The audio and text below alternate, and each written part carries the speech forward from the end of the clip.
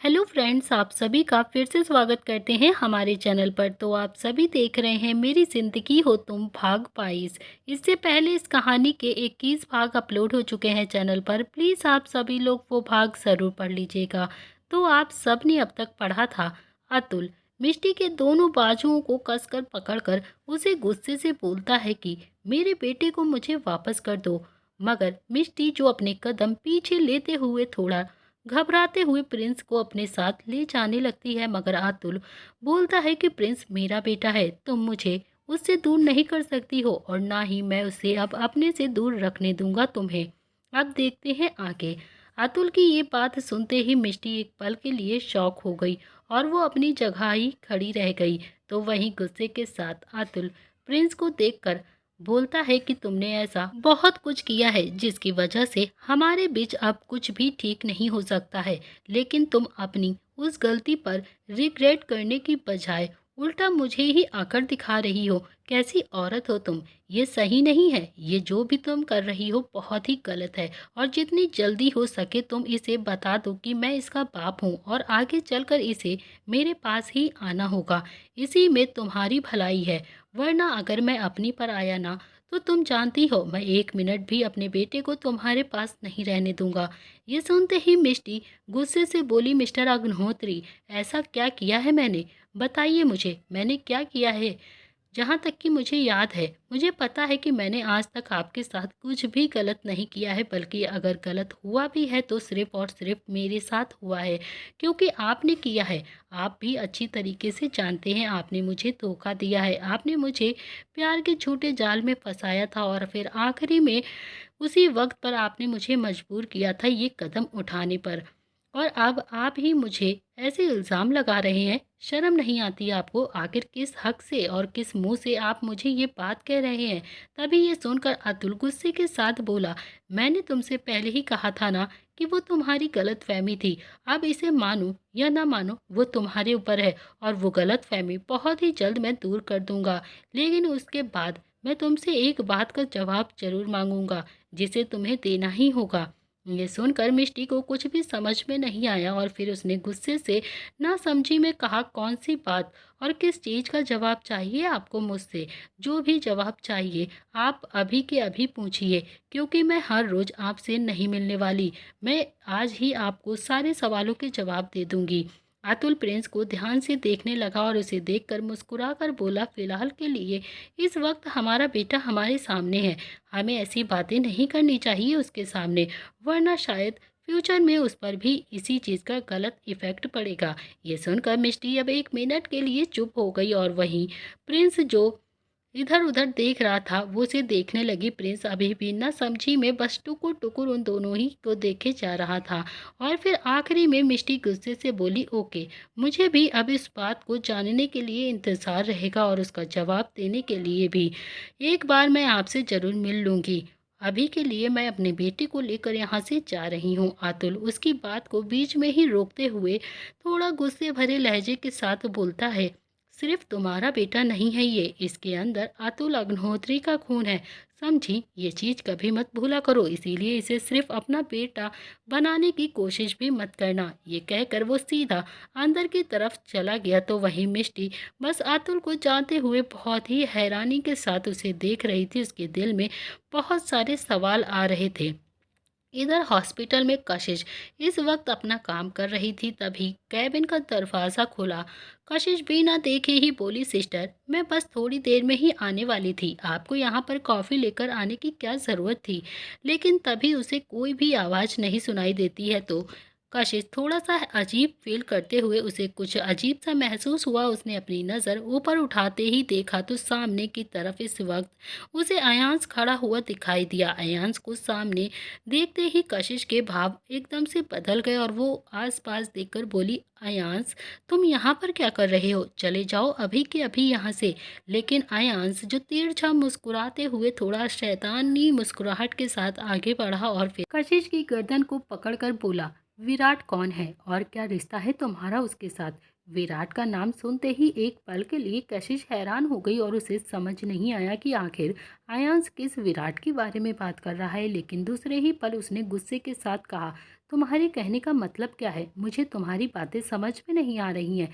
देखो, प्लीज़ यहाँ तमाशा मत करो और चुपचाप यहाँ से चले जाओ। मुझे शांति से क्यों नहीं जीने देते हो तुम?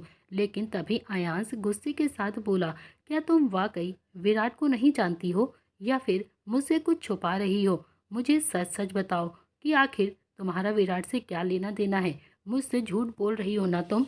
और तुम्हारा ये झूठा नाटक सुनते ही कशिश ने उसे धक्का दिया और गुस्से से बोली, अयांश, तुम्हें हर वक्त मुझ पर क्यों शक रहता है? और मुझे पता है कि आज भी तुम्हें इस बात पर यकीन नहीं होगा।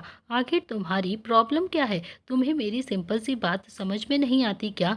मेरी लाइफ में ना तो तुमसे पहले कोई था और ना ही अब तुम्हारे आने के बाद कोई लड़का आया है। तो इतनी बात तुमको क्यों नहीं समझ में आती है? तो फिर मैं किसी भी विराट को कैसे जान सकती हूँ? ये सुनकर अयांश अपना फ़ोन निकालता है और गुस्से से उसमें कुछ फ़ोटोज़ उसे दिखाने लगा। लेकिन जैसे ही कशिश ने अयांश के फ़ोन में अपनी कुछ फ़ोटोज़ किसी अनजान लड़के के साथ देखा, तो वो भी बहुत ज़्यादा शॉक हो गई और उसे यकीन नहीं आ रहा था अपनी आँखों पर। वो शॉक होकर बोली, ये सब क्या है? ये सब झूठ है, ये सही नहीं है। ये सुनकर अयांश अब गुस्से से बोला, कितना झूठ बोलोगी तुम मुझसे? अब साफ-साफ मुझे बताओ कि आखिर तुम क्या कर रही थी उस लड़के के साथ?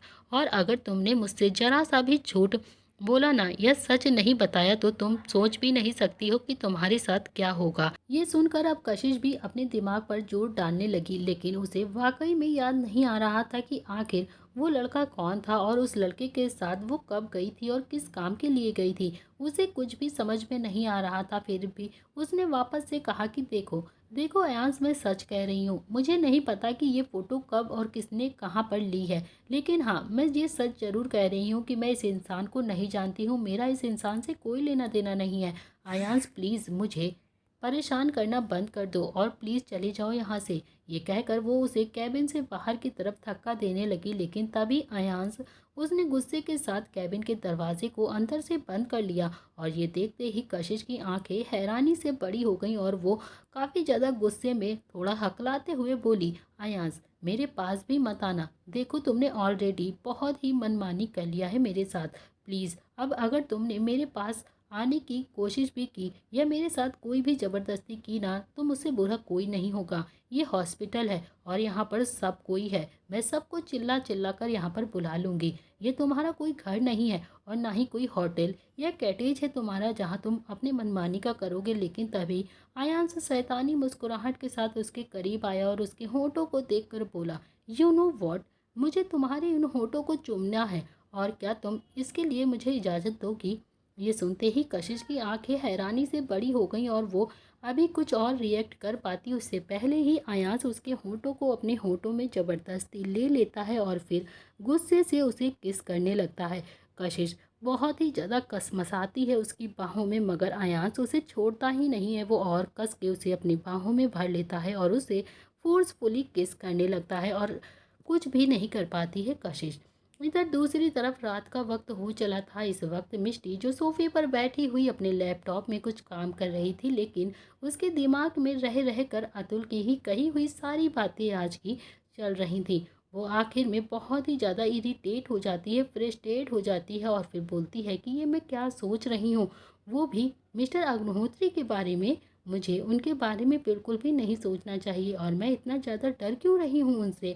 वो मेरे बेटे को मुझसे नहीं छीनेंगे क्योंकि उसे मैंने 9 महीने अपने पेट में रखा है और कितनी मुसीबत में रहकर मैंने उसे पैदा किया है। उस पर सबसे ज़्यादा हक अगर किसी का है तो वो मेरा है, ना कि मिस्टर अग्निहोत्री का। आज एक दिन के मिलने से वो उनका बेटा नहीं हो जाएगा। मैंने उसके पीछे बहुत ही सारी मुसीबतें को झेला है। मैं उसे इतनी आसानी से अपने आप से दूर नहीं जाने दूंगी, फिर चाहे कोई भी कुछ कहे। ये कहकर उसकी आंखें नम हो गईं और फिर तभी वो अपने लैपटॉप में कुछ करती उससे पहले ही डोर बेल बजने की आवाज़ से उसने खुद को शांत किया और अपने आप को संभालते हुए अपने आंसुओं को साफ किया और कहा, शायद माँ ही आ गई है। मैं कब से उसका ही इंतज़ार कर रही थी क्योंकि कल हमें हॉस्पिटल भी तो जाना है और जब तक मेरे पास पुराने रिकॉर्ड्स की फाइल नहीं होगी या कोई भी सबूत नहीं आएंगे तब तक हम प्रोसीजर आगे नहीं बढ़ाएंगे। ये सब सोचते हुए वो गेट के पास गई। उसने दरवाज़ा खोला तो सामने माही खड़ी हुई थी। माही को देखकर मिष्टी के चेहरे पर थोड़ी सी मुस्कुराहट आ गई और वो मुस्कुरा कर बोली, माही तुमने काफ़ी लेट कर दिया है आने में। मुझे लग रहा था कि तुम जल्दी आ जाओगी। माही अभी बस खामोशी से ही खड़ी हुई थी और वो मिष्टी को ही देखे जा रही थी। मिष्टी को कुछ भी समझ में नहीं आया था कि आखिर वो ऐसे रिएक्ट क्यों कर रही है। उसने फिर से कहा, माही क्या हुआ है तुम्हें, अंदर आओ। और वैसे भी तुम्हारी हालत देखकर ऐसा लग रहा है कि जैसे तुम कहीं से लड़ाई करके ज़रूर आई हो। तुम्हारे चेहरे पर कितना ज़्यादा पसीना आ रहा है और वैसे भी तुम्हारी आंखें भी कुछ लाल लाल दिखाई दे रही हैं। चलो अंदर चलो, कहीं ऐसा तो नहीं है कि तुम बारिश में भीग कर आई हो। जल्दी आओ, अंदर आओ, मैं तुम्हारे लिए अदरक वाली चाय बनाती हूँ, तुम्हें पसंद भी है ना, जिससे तुम्हारी तबीयत एकदम से सही हो जाएगी। ये कहकर वो अंदर जाने लगी, लेकिन तभी अचानक से माही ने मिष्टी के हाथ को कसकर पकड़ लिया। मिष्टी को कुछ भी समझ में नहीं आया और वो अपनी जगह पे ही खड़ी हो गई और थोड़ा हैरानी के साथ बोली, व्हाट हैपेंड माही, क्या हुआ है? Everything is okay. मुझे ऐसा क्यों लग रहा है जैसे तुम कुछ परेशान हो, और जिस काम के लिए वैसे तुम गई थी, क्या वो काम हो गया है? कहीं उसी की वजह से तो तुम परेशान नहीं हो? क्योंकि मुझे उसकी बहुत ही ज़्यादा टेंशन लगी हुई थी। तुम्हें पता है ना कि कल हमें उसे डॉक्टर को दिखाना होगा। वो सारे पुराने रिकॉर्ड्स होना हमारे लिए कितना ज़रूरी है। ये सारी बातें सुनकर माही ने बस अपना सर हाँ में हिलाया, लेकिन उसने कुछ भी नहीं बोला। ये देखकर अब मिष्टी ने कहा, देखो इस तरह से मुझे परेशान करना बंद करो माही, प्लीज़। तुम और प्रिंस दोनों ही एक जैसे ही हो, दोनों ही मुझे बहुत ज़्यादा परेशान करते रहते हो। मुझे अपना ऑफिस का काम भी करना है। प्लीज़ अब जल्दी से अंदर आओ और चाय पीकर मुझे सारी बातें बताओ कि आखिर वो हॉस्पिटल में हुआ क्या है। ये कहकर वो अपना हाथ छुड़ाकर वहाँ से जाने लगी, लेकिन इस वक्त माही ने मिष्टी के हाथ को वापस से पकड़ लिया और बोली, दी एक बात मुझे सच सच बताइएगा। ये सुनकर मिष्टी बोलती है, तुम किस बात के बारे में बात कर रही हो? मैं तुम्हारी बात नहीं समझी हूँ। इसके जवाब में माही ने अब गुस्से के साथ कहा, दी अभी मैं आपसे जो भी कुछ पूछने जा रही हूँ, प्लीज़ उस बात को अच्छे से सुनिएगा और फिर जवाब दीजिएगा प्लीज़, क्योंकि ऑलरेडी बहुत कुछ हो चुका है जो कि हम बिल्कुल भी अब सही नहीं कर सकते हैं। और अब मैं सारा का सारा सच जानना चाहती हूँ और वो सारा सच सिर्फ और सिर्फ आप ही बता सकती हैं। मिष्टी को अब बहुत ही ज़्यादा घबराहट होने लगी थी। वो अपने मन में सोचने लगी थी कि आखिर ऐसा क्या हो गया है जिससे माही ऐसे रिएक्ट कर रही है। उसने कहा, माही क्या हुआ है तुम्हें, प्लीज़ साफ साफ बताओ ना। देखो पहले ही आज जो कुछ भी हुआ है उसकी वजह से मैं बहुत ही ज़्यादा परेशान हूँ, और ऊपर से तुम्हारी ऐसी बातें मुझे और भी ज़्यादा परेशान कर रही हैं। तभी माही ने ये सुनकर कहा, क्या हुआ है आज दी? ये सुनकर मिष्टी ने थोड़ा सा अपनी नज़रें चुराते हुए कहा, वो एक्चुअली आज जब मैं प्रिंस को लेकर हॉस्पिटल गई थी ना, तो वहाँ पर मुझसे मिस्टर अग्निहोत्री मिले थे। मेरी मुलाकात उनसे हुई थी और मिस्टर अग्निहोत्री को प्रिंस के बारे में भी सब कुछ पता चल गया है। जैसे ही माही ने ये सुना, एक पल के लिए वो बहुत ही ज़्यादा हैरान हो गई और फिर उसने हैरानी के साथ कहा, व्हाट, क्या आप सच कह रही हो दी? क्या वाकई उन्हें अपने बेटे के बारे में सब कुछ सच पता चल चुका है? उसके जवाब में उसका बेटा सुनकर मिष्टी ने गुस्से के साथ कहा, माही मैंने तुमसे पहले भी कहा था ना कि वो सिर्फ और सिर्फ मेरा बेटा है। तुम क्यों बार बार उन्हें इस तरह से बोलती रहती हो? वो उनका बेटा नहीं है। यह सुनकर माही ने गहरी सांस लेकर कहा, ओके ओके, मुझे पता है कि आपको ये बिल्कुल भी पसंद नहीं है कि मैं उनका बेटा प्रिंस को बोलूं, लेकिन सच्चाई तो यही है ना दी, वो उनका ही बेटा है। और सोसाइटी में भी जब भी उसका नाम किसी से जोड़ा जाएगा तो वो उनके नाम से ही जाना जाएगा। लेकिन अभी के लिए मुझे बस इतना बताइए कि क्या किया है मिस्टर अग्निहोत्री ने हमारे प्रिंस के साथ? कहीं ऐसा तो नहीं है कि उसने कुछ बदतमीज़ी की हो या फिर आपके साथ कुछ ज़बरदस्ती करने की कोशिश की हो? आप ठीक है ना? ये कहकर वो जल्दबाजी के साथ माही मिष्टी को ऊपर से नीचे तक देखने लगी। तभी मिष्टी उसकी सारी बातें ध्यान से सुनकर अपना सर नाम में हिलाते हुए बोली, नहीं ऐसा कुछ भी नहीं है, मैं बिल्कुल ठीक हूँ, उन्होंने मेरे साथ कुछ भी नहीं किया है। तुम्हें मेरी फिक्र करने की ज़रूरत नहीं है, बल्कि मुझे टेंशन तो इस बात की हो रही है क्योंकि मिस्टर अग्निहोत्री ने कहा है कि वो बहुत ही जल्द मेरे बेटे को मुझसे ले लेंगे, मुझसे छीन लेंगे वो, और मुझे यही बात सोच सोच कर बहुत ही ज़्यादा डर महसूस हो रहा है।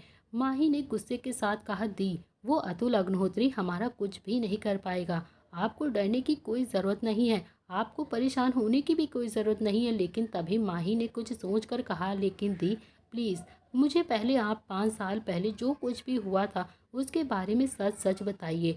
5 साल पहले की बात सुनकर अचानक से मिष्टी का दिमाग घूम गया और वो उससे अलग हुई और नासमझी में बोली, तुम ये सब कुछ क्या पूछ रही हो मुझसे माही? क्या तुम्हें अंदाजा भी है ऐसा क्या हुआ था 5 साल पहले? वैसे भी मैंने तुमसे सब कुछ बताया हुआ है, मैंने कोई भी चीज़ तुमसे छुपाई नहीं है। ये सुनकर माही ने अपना सर ना में हिलाकर कहा, नहीं नहीं दी, एक बहुत ही बड़ा सच है जो आपने मुझे नहीं बताया है, और बस मैं आपसे वही सच जानना चाहती हूँ कि आखिर आपने उसे मुझसे क्यों छुपाया, क्यों नहीं बताया आपने? क्या मजबूरी थी आपकी? प्लीज़ दी, मैं आपकी बहन हूँ, मैं आपकी बहुत ही ज़्यादा फिक्र भी करती हूँ। अगर आपने अभी भी मुझसे सच नहीं बताया ना तो सही नहीं होगा, मुझसे बुरा कोई नहीं होगा। तभी मिष्टी ने आखिर में परेशान होकर कहा, लेकिन तुम किस सच के बारे में कह रही हो? आखिर कौन सा सच है जो मैंने तुम्हें नहीं बताया है? मुझे तो कुछ समझ में ही नहीं आ रहा है। क्या तुम मुझे साफ साफ बताओगी? तभी आखिर में माही ने भी उसी लहजे के साथ कहा कि दी, वही सच जो 5 साल पहले आपने मुझसे छुपाया था, वही सच जो हॉस्पिटल में हुआ था, और आज तक वो सच आप मुझसे छुपाती आ रही हैं। आपने मुझे उस सच के बारे में नहीं बताया है। बताइए क्यों, क्यों छुपाया आपने मुझसे इतना बड़ा सच? आपने मुझे क्यों नहीं बताया कि प्रिंस एक ट्विंस बेबी था और आपका एक बच्चा 5 साल पहले ही मर चुका था? ये सुनते ही अचानक से मिष्टी का चेहरा पीला पड़ गया और वो बहुत ही पूरी तरह से दंग रह गई।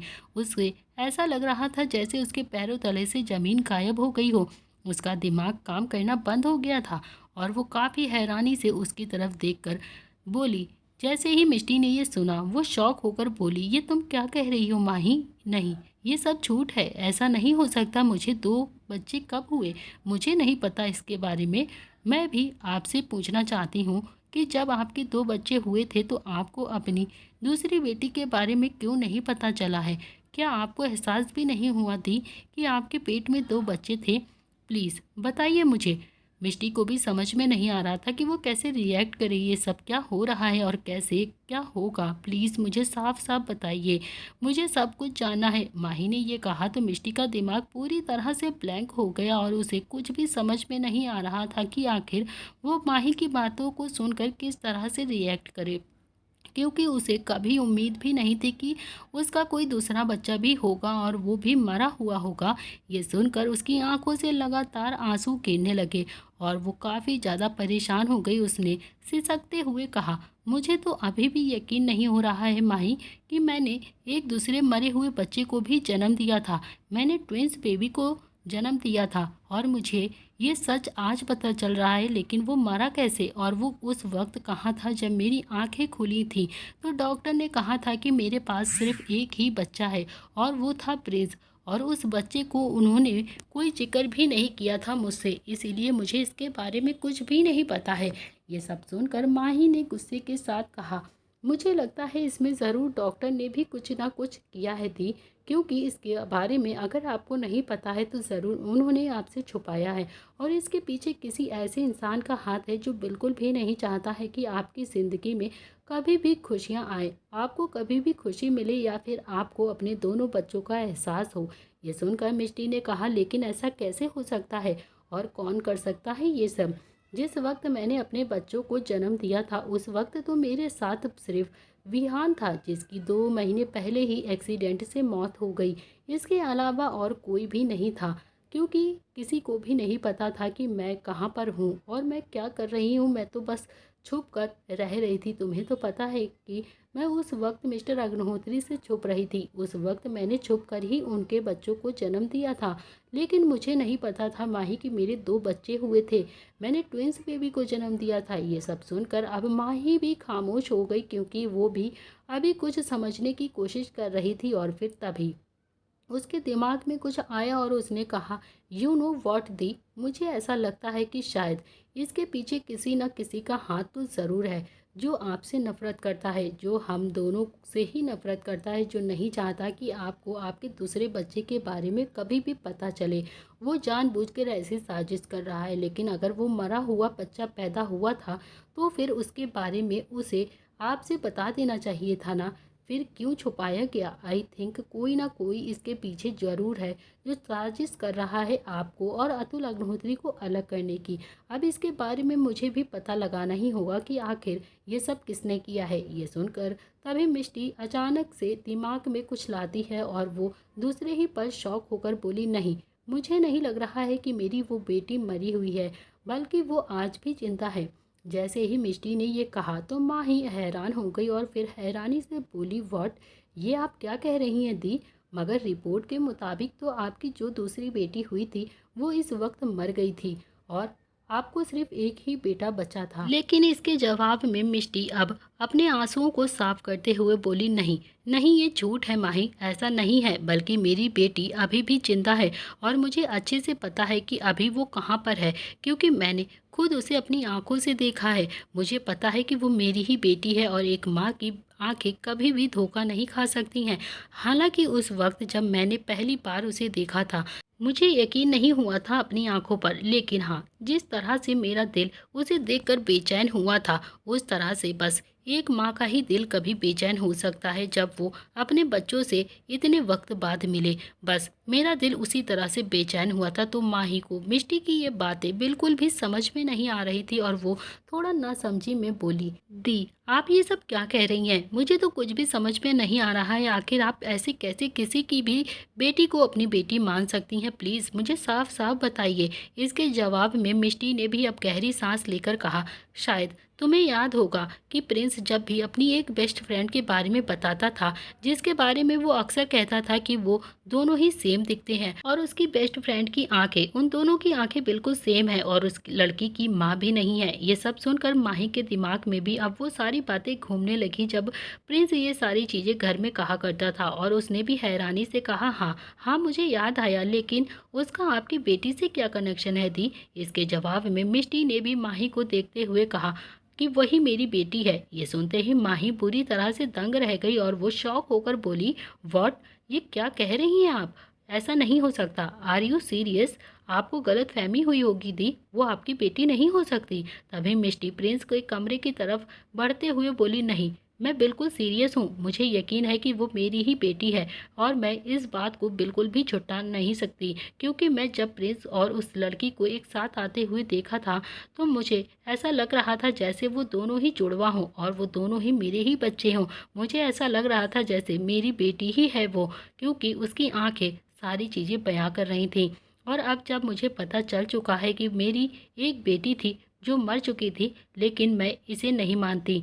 अब मुझे यकीन हो चुका है कि वो मेरी ही बेटी है और मेरी बेटी मरी नहीं है, वो जिंदा है। लेकिन तभी माही ने कहा, लेकिन उसकी फैमिली और उसके गार्डियंस जब आपकी ये सारी बातें सुनेंगे तो कैसे रिएक्ट करेंगे? क्या आपने ये सोचा है कभी? बेशक से उसकी माँ नहीं है मगर दी, लेकिन दुनिया में बहुत सारे ऐसे बच्चे हैं, बहुत सारे बच्चों की माँ नहीं होती हैं। तो क्या वो सारे बच्चे हमारे हो जाएंगे? और आप सिर्फ इस बात को लेकर कैसे किसी पर दावा कर सकती हैं कि वो आपकी बेटी है? मुझे लगता है कि आपको एक बार से फिर से सोच लेना चाहिए दी। मिष्टी ने कहा, नहीं, मैंने सोच लिया है और अच्छे से सब कुछ समझ लिया है। मेरा दिल कहता है कि वो मेरी ही बेटी है और मैं उसे अपना बनाकर ही रहूँगी। मैं किसी की भी बातों पर यकीन नहीं कर सकती, लेकिन मैंने खुद अपनी आंखों से उसे देखा है। ऐसे मैं किसी की बातों पे कैसे यकीन कर लूँ? मुझे किसी डीएनए टेस्ट या फिर रिपोर्ट की भी ज़रूरत नहीं है। मैं दोबारा से जब उससे मिलूँगी ना, मैं जब उसे अपने सीने से लगाऊंगी ना, तो मुझे सब कुछ एहसास हो जाएगा। लेकिन मैं उससे पहले अभी मिलना चाहती हूँ। ये सुनकर माही थोड़ा परेशान हो गई और फिर तुरंत ही मिष्टी को रोकते हुए बोली, दी दी रुकिए, पहले आप ऐसे कहाँ जा रही हैं?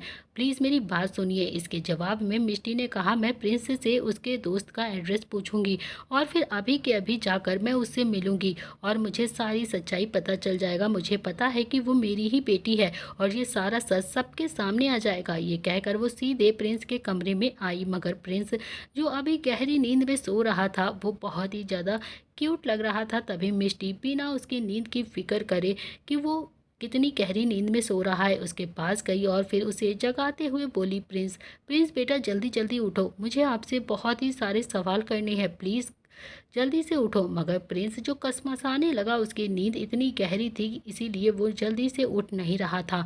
और वहीं माही जब ये सब कुछ देख रही थी वो बहुत ही ज़्यादा परेशान होकर बोली, दी खुद को संभालो, आप कैसे ये हरकतें कर रही हैं। मुझे पता है आप अपनी बेटी के बारे में सुनकर बहुत ही ज़्यादा परेशान हैं, लेकिन अभी रात काफ़ी ज़्यादा हो गई है, प्लीज़ ये सब बंद करिए। हम कल जाकर उससे मिलेंगे, मगर प्रिंस को सोने दीजिए क्योंकि उसका नींद लेना बहुत ही ज़्यादा ज़रूरी है। आप कैसे भूल सकती हैं ये सब? अगर आपको शक है तो हम कल जाकर ज़रूर उससे मिलेंगे। लेकिन तभी मिष्टी ने गुस्से के साथ माही की तरफ देखते हुए कहा, माही, ये शक नहीं है। ये सारी बातें सुनकर अब माही खामोश हो गई और फिर उसने कुछ भी नहीं कहा। तभी मिष्टी जो वापस से प्रिंस को जगाते हुए बोली, प्रिंस, प्रिंस उठो बेटा, मम्मा आपसे कुछ पूछ रही है, जल्दी से उठो और मुझे अपनी दोस्त के बारे में बताओ। मुझे बताओ कि वो कहाँ पर रहती है, उसका घर कहाँ है और उसका असली नाम क्या है। मुझे अभी के अभी उससे मिलने जाना है। प्रिंस के कान में जब अपने दोस्त का जिक्र गया, उससे मिलने की बात उसने सब सुनी, तो उसका अचानक से नींद से ध्यान हटा और उसकी नींद धीरे धीरे खुलने लगी। तो वही माही अभी भी खामोशी से बस उसे ही देखे जा रही थी और फिर तभी प्रिंस की आंखें पूरी तरह से खुल गई और वो जाग कर उठकर बैठ गया। वो अपनी आंखें खुलते ही अपनी आंखों को रब करते हुए बोला, मम्मा, मम्मा क्या हुआ, आप इतना ज़्यादा परेशान क्यों हैं? इसके जवाब में मिष्टी ने थोड़ा सा उसने हड़बड़ी के साथ कहा, बेटा अभी सवाल जवाब करने का वक्त नहीं है, बस मुझे जल्दी से अपनी फ्रेंड का एड्रेस बताओ, मुझे उससे मिलने जाना है। लेकिन तभी प्रिंस ने अपने स्कूल बैग की तरफ जाते हुए उसे ओपन किया, मगर मिष्टी को ये सब समझ में नहीं आ रहा था। तभी उसने उसमें से एक नोटबुक निकाली और वो नोटबुक लेकर सीधा मिष्टी के पास गया। मिष्टी नोटबुक को देखकर ना समझी में बोली, इस नोटबुक में क्या है? मुझे ये सब नहीं चाहिए, प्लीज़ मुझे जल्दी से एड्रेस बताओ।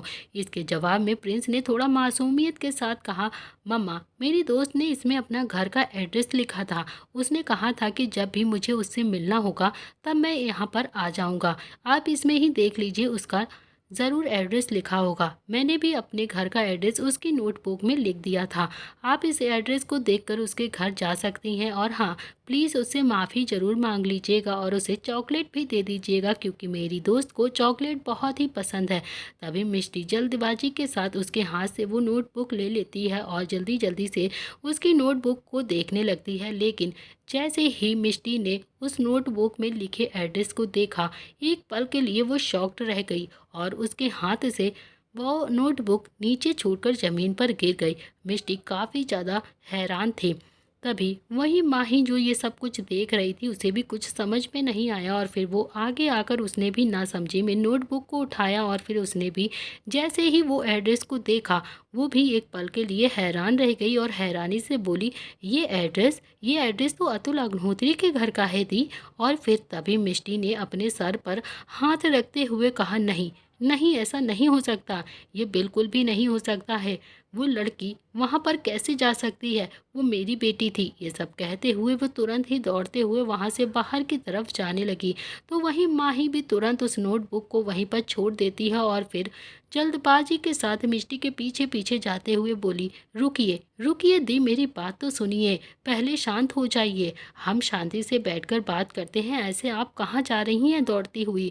तभी प्रिंस ने उन दोनों को इस तरह से जाते हुए देखा तो उसका मुंह फूला हुआ था, जो और भी ज़्यादा फुला कर बोला, मम्मा, मम्मा को क्या हुआ है? उन्होंने तो एड्रेस भी ठीक से नहीं देखा है और फिर वो ऐसे क्यों यहाँ से चली गई? ये कहकर उसने उस नोटबुक को वापस से अपने बैग में रख लिया।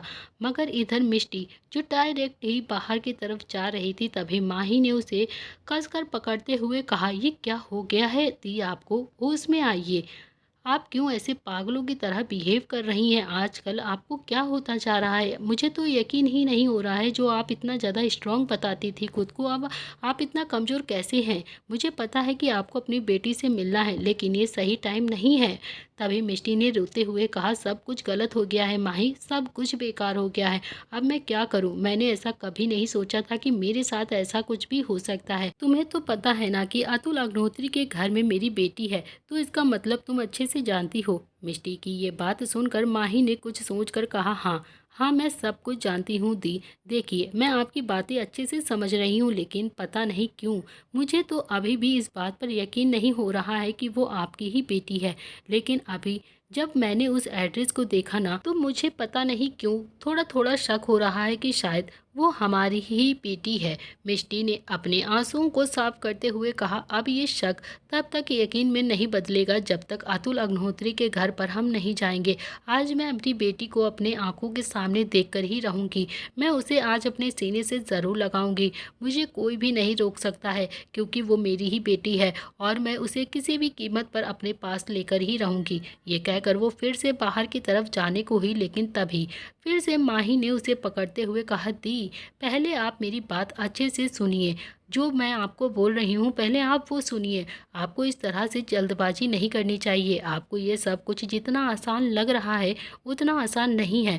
आप खुद सोचिए कि अगर 5 साल पहले आपने 2 जुड़वा बच्चों को जन्म दिया था, जिसमें से एक बच्चा आपके पास है और दूसरे बच्चे के बारे में आपको आज तक पता नहीं चला, आखिर ऐसा क्यों हुआ है? अगर मैं आज जयपुर नहीं गई होती ना, तो आपको कभी भी ना पता चलता कि आपका दूसरा बच्चा भी है। आपने ट्विंस बेबी को जन्म दिया था। क्या आज तक आपको इस सच के बारे में पता चला? नहीं ना, तो फिर ज़रूर इसके पीछे ज़रूर कोई बड़ी वजह है। और सबसे बड़ी बात तो ये है कि आपका दूसरा बच्चा आज भी जिंदा है और वो अतुल अग्निहोत्री के पास है। और आपको पता है कि अगर वो बच्चा अतुल अग्निहोत्री के पास है तो वो कभी भी आपको वो उससे नहीं मिलने देगा। वो कभी भी आपको नहीं मिल सकता है, क्योंकि अगर उसे मिलना होता तो वो 5 साल पहले ही वो आपको मिल चुका होता। पहले आपको सब कुछ अच्छे से सोचना होगा, समझना होगा कि ऐसा क्यों हुआ, आखिर किसने किया है और 5 साल पहले किसकी वजह से आपकी बेटी आपसे दूर हुई है और किस तरह से आपको उसके बारे में पता चला है और किस तरह से वो अतुल अग्निहोत्री के पास पहुंची है। जब हम ये सारी चीज़ों का पता लगा लेंगे तब हमें अतुल अग्निहोत्री के घर जाना चाहिए। अभी हमें उसके घर जाकर कोई भी चीज़ें करेंगे ना तो वो हमें उल्टा ही फंसा देगा, क्योंकि अगर हम उसके घर बिना किसी सबूत के गए ना तो बहुत ही प्रॉब्लम हो सकती है। ये सारी बातें सुनकर मिष्टी भी अब थोड़ा लाचार होकर वहीं ज़मीन पर बैठ गई और बस उसकी आंखों से लगातार आंसू निकल रहे थे। मिष्टी खुद को इस तरह से टूटा हुआ महसूस कर रही थी जैसे उसका जिंदगी में अब कुछ भी बचा ही नहीं हो। वो काफ़ी ज़्यादा रो रही थी। उसे इस तरह से रोता हुआ देखकर माही ने भी उसे हक कर लिया और बोली, दी दी प्लीज़ शांत हो जाइए। आपको इतना ज़्यादा रोता हुआ देखकर मुझे बहुत ही ज़्यादा तकलीफ़ हो रही है। मुझे बिल्कुल भी अच्छा नहीं लग रहा है कि आप इस तरह से रो रही हैं। मैं जानती हूँ कि आपको काफ़ी ज़्यादा तकलीफ़ हो रही है आज इस सच को जानकर, मगर हम कुछ भी नहीं कर सकते। तभी मिष्टी रोते हुए बोली, मेरी किस्मत इतनी बुरी क्यों है माही? मैं अपनी ही बेटी से पूरे 5 साल तक दूर रही हूँ। अब जब मुझे उसकी सच्चाई के बारे में पता चला है तो भी मैं उससे मिलने नहीं जा पा रही हूँ। मैं क्या करूँ? मेरी किस्मत इतनी ज़्यादा बुरी कैसे लिख सकता है ऊपर वाला? और तो और मैं उससे मिल भी नहीं सकती हूँ। मिष्टी ये सब कहते हुए बहुत ही ज़्यादा रोने लगी। माही अभी कुछ भी नहीं देख पा रही थी, उसे भी बहुत तकलीफ हो रही थी और फिर उसने आखिरी में गहरी सांस लेकर कहा, ठीक है दी, अगर आप ऐसा चाहती हैं तो हम अभी के अभी अतुल अग्निहोत्री के घर जाएंगे और आपकी बेटी को वापस लेकर आएंगे, क्योंकि बहुत हो गया है अब ये छुपना छुपाना। अब जो कुछ भी होगा आमने सामने होगा। ये सुनते ही मिष्टी ने भी अब तुरंत कहा कि हाँ बिल्कुल बिल्कुल ठीक कह रही हो तुम। अब जो कुछ भी होगा आमने सामने ही होगा, क्योंकि अब इस तरह से डर डर कर हम नहीं रह सकते हैं। हम कब तक अपने बच्चों से इस तरह से दूर रहेंगे? मुझसे अब ये सब बर्दाश्त नहीं हो रहा है, क्योंकि मुझे मेरी बेटी चाहिए और वो भी किसी भी कीमत पर मुझे अपनी बेटी चाहिए। ये कहते हुए वो तुरंत ही अपनी जगह से उठी और माही भी तुरंत अपनी जगह से उठी और वो दोनों ही बाहर की तरफ जाने लगी। लेकिन तभी पीछे से प्रिंस की आवाज़ आई, आप दोनों मुझे छोड़कर कहाँ जा रही हो? मम्मा, मासी, प्लीज़ रुक जाओ। तभी प्रिंस की आवाज़ सुनते ही वो दोनों एक सेकंड के लिए रुक गई। तभी दोनों के दिल में बहुत ज़्यादा बेचैनी हो रही थी। दोस्तों, इसी के साथ इस कहानी का यह अध्याय हम यहाँ पर समाप्त कर रहे हैं। अगर आप जानना चाहते हैं इस कहानी में अब आगे क्या होने वाला है तो आपको देखना पड़ेगा इस कहानी का नेक्स्ट पार्ट। तो गाइज़, आप जाएंगी मिष्टी और माही अग्निहोत्री हाउस में, तो अब शुरू होगा असली खेल। क्या मिष्टी माही दोनों ही अतुल अग्निहोत्री के घर में रहकर अपने बच्चों के लिए लड़ाई करेंगी या फिर ये दोनों हमेशा के लिए एक हो जाएंगे? तो दोस्तों, ये सब चीज़ें पता चलेंगी आपको नेक्स्ट पार्ट में। प्लीज़ आप सब लोग नेक्स्ट पार्ट देखना बिल्कुल भी मिस मत करना। आज के लिए इतना ही, मिलते हैं इस कहानी के नेक्स्ट पार्ट में। Thank you friends. कहानी पसंद आए तो लाइक शेयर सब्सक्राइब ज़रूर करें।